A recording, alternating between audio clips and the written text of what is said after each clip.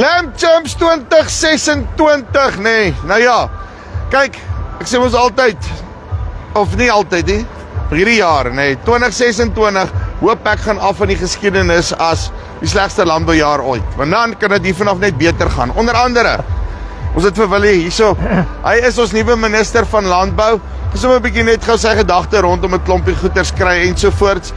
En hoe het hulle dit reg gekry om so vinnig, so baie goed reg te kry, en hoe lyk die toekoms? Dalk is daar actually net hoop, hier vanaf gaan ons op.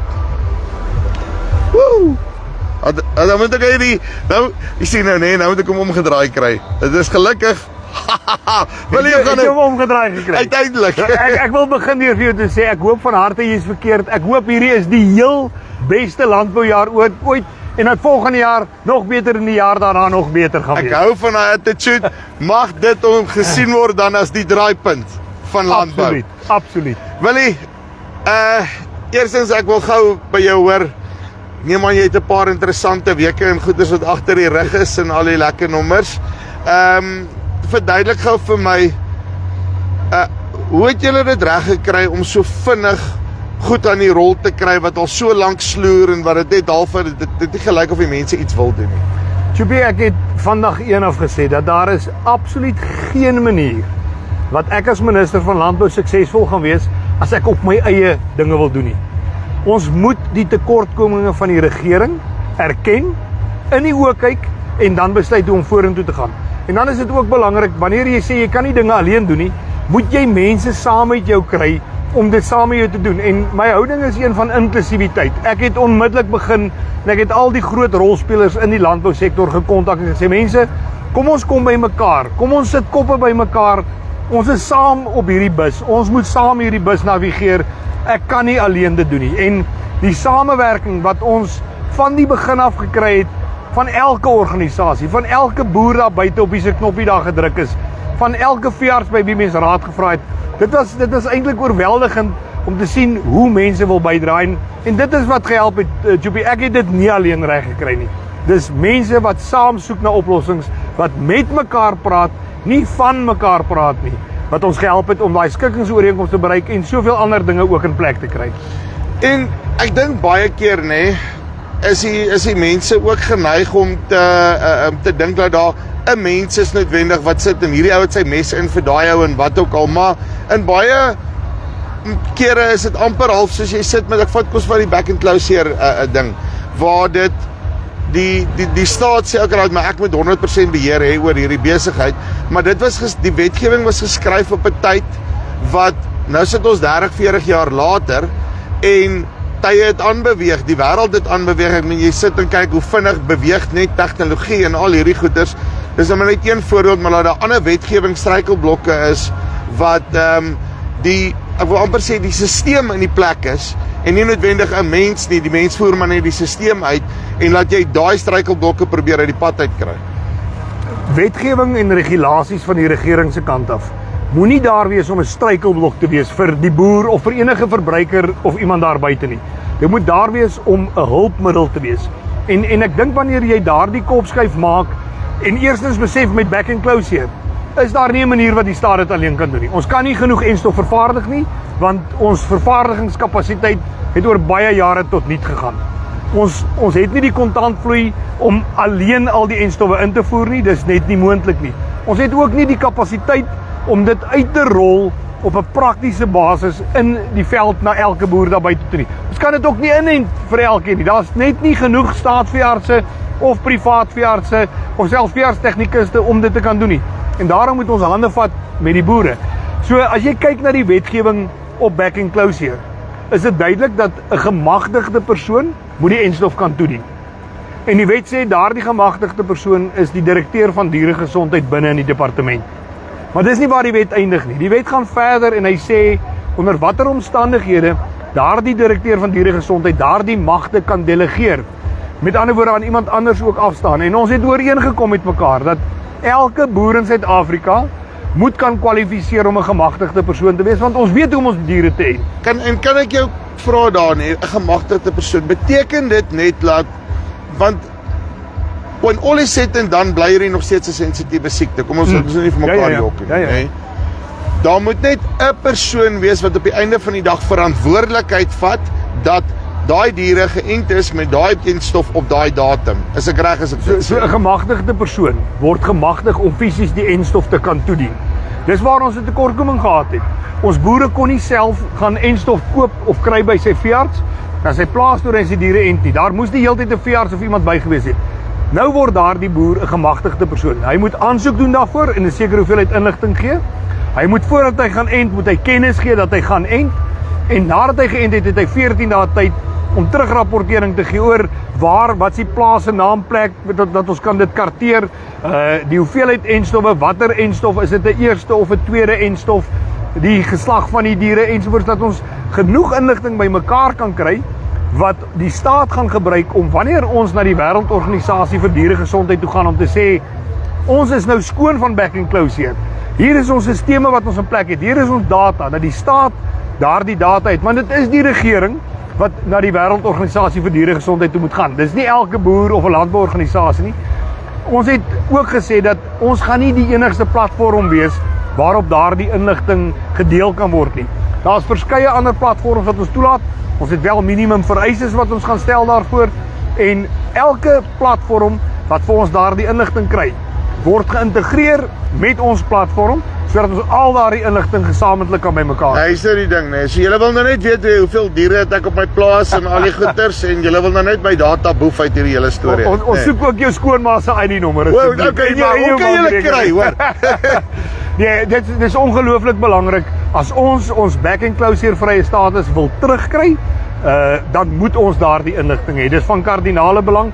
Ons sit huidiglik met so nagenoeg 14 miljoen beeste in Suid-Afrika. Ons het reeds 13,5 miljoen enstowwe wat die land ingekom het.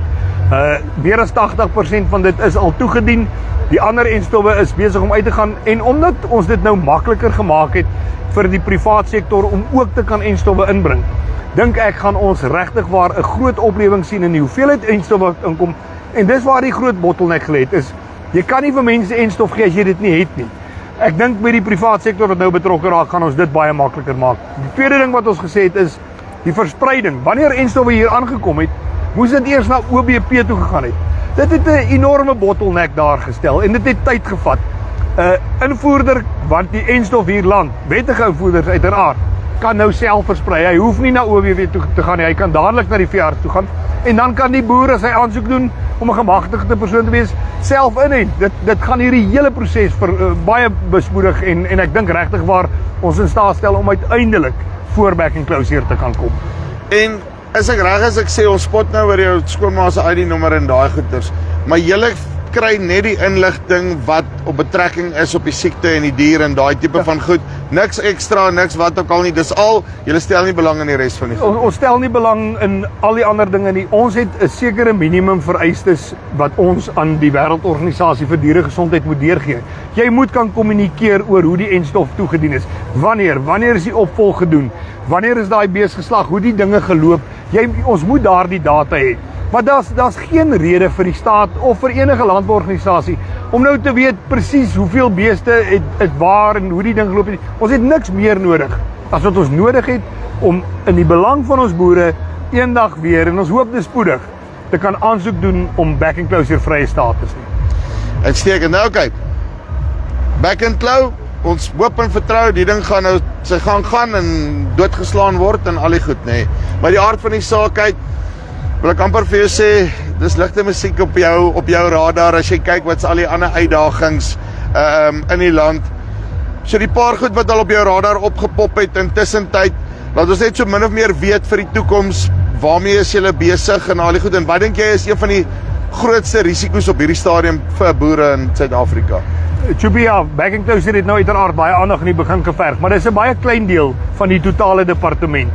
Ons sit in Suid-Afrika en ons boere moet meeding met boere in die buiteland, terwyl daar die buitelandse boere gesubsidieer word en ons boere hier glad nie gesubsidieer word nie. Op die einde van die dag al wat hulle doen met daai subsidies is ons kry inflasie-effek na ons toe in terme van insette en daai tipe van goed. As jy gesubsidieer word, is dit baie makliker vir jou om so 'n bietjie op jou pryskant te kan sny.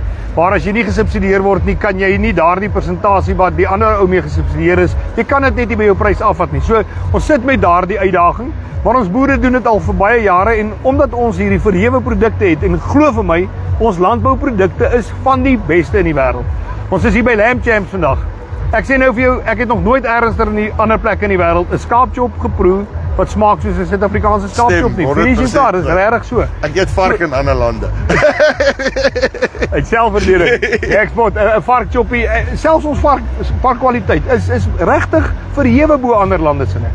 Die uitdagings wat ons in die gesig staar is die feit dat ons moet gaan kyk hoe ons meer markte vir onsself kan oopmaak. Ons sien met AGOA wat moontlik vir ons gaan probleme skep as dit weggevat word, gaan ons 'n leemte hê. Ons moet daarom daardie markte gaan vul by ander plekke. Dis een van die belangrike dinge. Dan een van die groot struikelblokke wat in ons boere se pad staan is regulatoriese rompslomp. Red tape, mense. Red tape is 'n kopseer en ons sit met artikel of met wet 36 aansoeke. Wat dit is opgestaar daar in die kantoor daar by die departement van landbou. Agterstande wat ingehaal moet word en ons gaan sisteme in plek kry. Ons is reeds besig daarmee om daardie dinge te doen. Ons sit met onderverdelingsaansoeke wat sloer vir te lank. Ons moet daardie sisteme regtig waar olie gee. Ander dinge wat ons boere altyd mee opgeskeep sit is veiligheid op ons land se plase. Ek het lank voordat ek minister geword het ek in die parlementêre portefeulje komitee vir landbou waar ek gedien het, kliphard gedryf dat plaasmoorde, plaasmisdade as 'n prioriteitsmisdryf geklassifiseer moet word. Wanneer ons dit reg kry, kan daar ekstra middele in die beveiliging van ons mense in ons landelike gebiede gegee word. Plaasmoorde, plaasaanvalle is 'n realiteit. Dit vind plaas. Die wreedheid wat daarmee gepaard gaan is onaanvaarbaar. Een moord is te veel. Of daardie moord nou op die Kaapse vlakte is en of dit hier in Pretoria is en of dit op 'n plaas is. Maar die moorde en die aanvalle op ons landse boere op plase is buite verhouding en ons moet sorg dat ons landse boere, die mense wat vir ons kos op ons tafel sit, moet ons veilig hou. En in daardie geval moet ek vir jou sê, het ek reeds gesprekke gehad met die minister van polisie. Ek het met verskeie ander van my kollegas gesprekke. En dan moet ons kyk hoe ons op provinsiale en plaaslike vlak ook ons wetstoepassers daar kan betrokke kry by ons buurtwagte en ons plaaswagte, dat daar 'n deel van kommunikasie is, inligting wat gedeel moet word om ons boere te kan help en veilig te hou. So daar's verskeie uitdagings, Tjubie, maar daar's ook baie dinge waaroor ons in landbou in Suid-Afrika kan positief wees. Ons het rekordoeste hierdie jaar op ons graan. Ons is nou besig, ek het 'n paar dae terug met die ambassadeur van China 'n vergadering gehad waar ons gereël het dat ons binnekort die Kersie protokol gaan teken. Ons sit met die heel grootste Kersie oes wat op pad is ooit in die geskiedenis van Suid-Afrika. As ons daardie protokol teken hier teen einde Augustus, sal ons reeds die kersies wat Oktober val kan uitvoer na China toe teen uitstekende pryse en weer eens is dit tot voordeel vir ons boere. So ons werk hard. Ek sien uit daarna om met elke boer en elke landbouorganisasie saam te werk en vorentoe te gaan, want alleen kan ek dit nie doen nie. So jy sê hierdie jaar gaan die Kersiefees pomp. Die cherries gaan daar wees. Hy gaan. Laaste ding. Dit voel vir my ook in Suid-Afrika of ons met 'n fundamentele likwiditeitsprobleem sit, bietjie finansiering en daai tipe van goeders. Ek sê 'n bietjie finansiering, dis net so half asof die model gebreek is. Is dit al iets wat jy opgetel het? Ja, beslis. Ek het al baie in die verlede gewerk met boere wat deur Landbank, kom ons sê nou maar die woord, omgestamp is. Boere wat as hy nog 'n kans kon gekry het na 'n lang droogte, eerste keer reën gekry het, en dan was Landbank ongenaakbaar en likwidateurs wat in die proses betrokke was, ongenaakbaar. Ek dink daar moet beter kommunikasie wees. Landbank, alhoewel dit met landbou te doen het, val ongelukkig nie onder die departement van landbou nie, dit val onder die tesourie. Ek dink daar moet 'n verandering daarin kom, dat ons met mekaar kan saamwerk in die bedryf waarin Landbank ook opereer. Dis baie belangrik. Kom ons vat nou byvoorbeeld hierdie back and close hier. Daar's boere wat hy moet nou Augustus sy jaarlikse paaiement betaal. Maar as gevolg van back and close hier kan hy nie noodwendig die opbrengs hê wat hy sou gehad het nie. Ek kan nie vir Landbank sê, luister, jy moet vir daai ou genadig wees nie. Maar wat ek kan doen is ek kan as minister van landbou met die minister van finansies in gesprek tree en ek is reeds besig om dit te reël. Om te sê, luister, praat met Landbank. Kom ons kyk hoe kan ons 'n uitstelmanier vasstel. Toe ons COVID gehad het, kon baie mense wat dalk nie sy karpaaiement of huispaaiement betaal nie, het by die bank 'n uitstel gekry.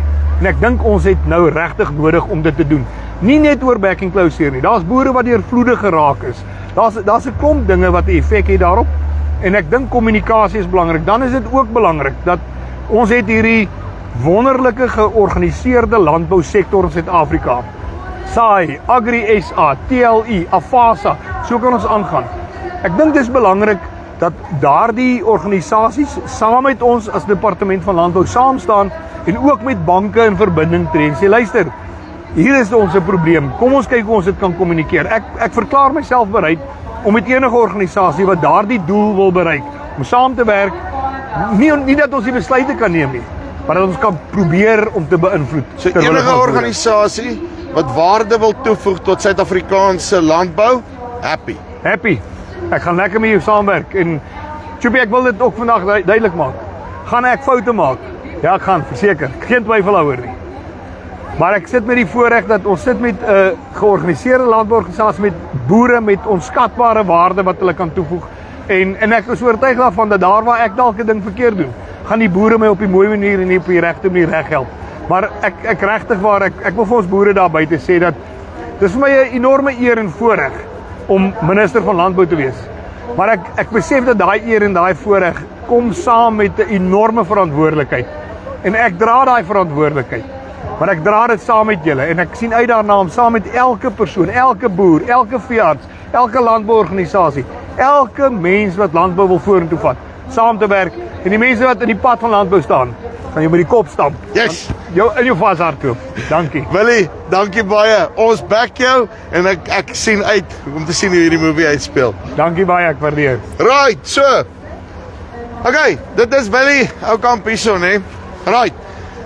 As julle by julle organisasies raak betrokke, sê vir hulle wat die issues is, die hele lot dat hulle dit kan kommunikeer. Hy het 'n klein huisie vol goed op sy skinkbord, maar ek beloof julle, nee, dis 'n man wat vir ons die ding gaan deurhardloop. So, ondersteun wat ook al dat ons dit goed bymekaar kry.